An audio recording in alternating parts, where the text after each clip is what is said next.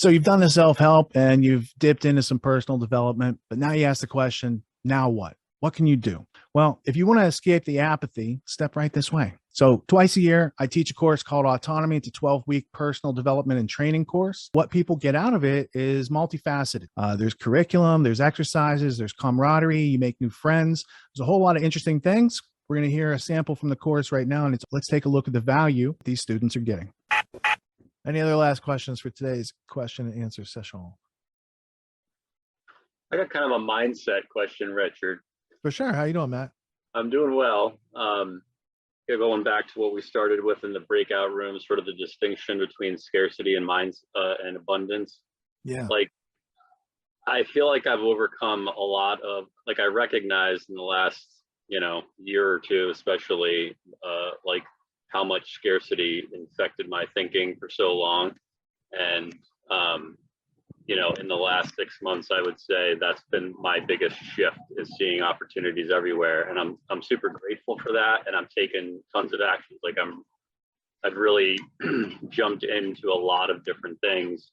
My main sort of focus is shifting from my current career. I've sort of gotten into the foodie movement over the last bunch of years. We homestead, and currently I'm doing I joined the food forest co-op thing.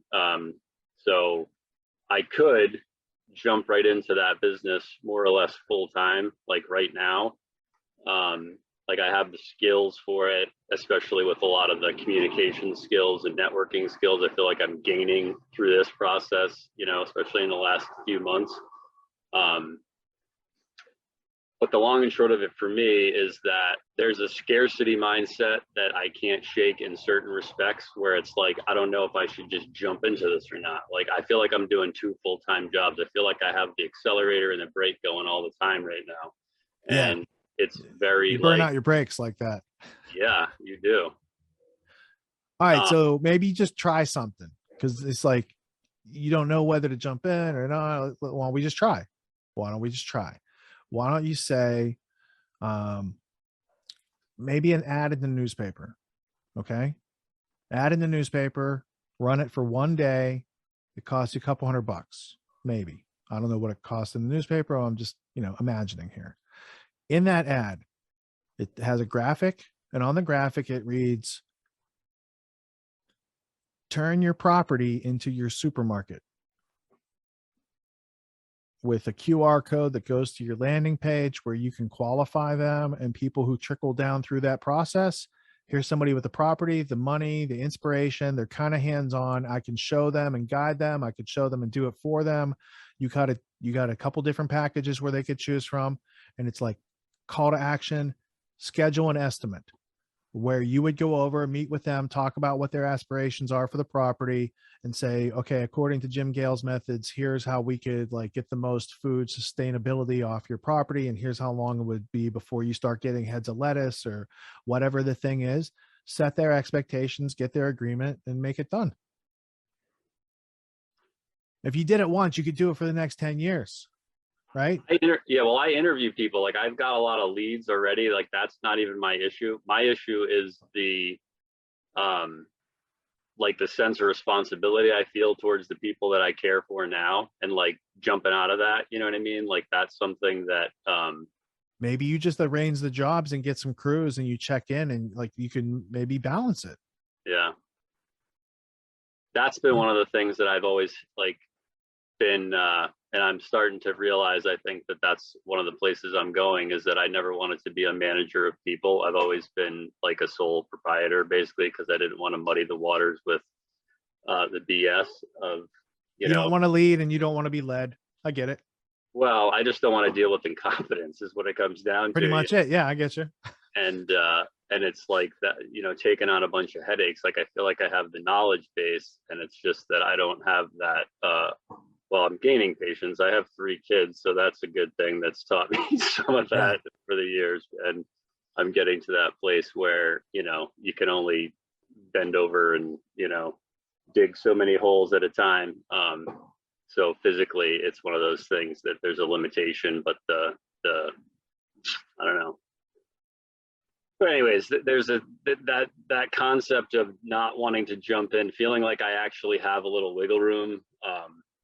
There's this other thing too, that like my mom died last year, which kind of sucked, but like she left me some money. So it's like not a ton of money, but it's enough money for like I could sort of afford to back off what I'm doing. Like I don't have that golden handcuff thing to my job, but yet I feel that sense of responsibility to that, which is that's my conundrum, you know. And it's like the feeling like I have to be in two places at the same time. Like I have a passion, I think, right now for this, you know, creating symbiotic structures, you know, creating, you know, healthy food, healthy relationships in that way. But I have all these people that I care about and that rely on me, and I don't want to just jump ship, you know? Right.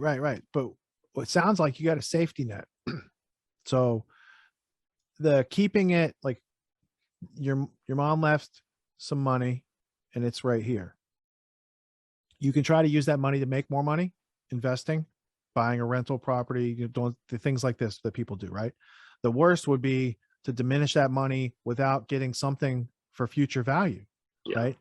So if you held that money off to the side and said, okay, that's my safety net in case I fall through on this entrepreneur thing or lose my job or whatever, right? Because you want your loved ones to be taken care of, and that's going to give you some time to get things straightened out if things go kerfluffle or kerflooey or whatever, okay?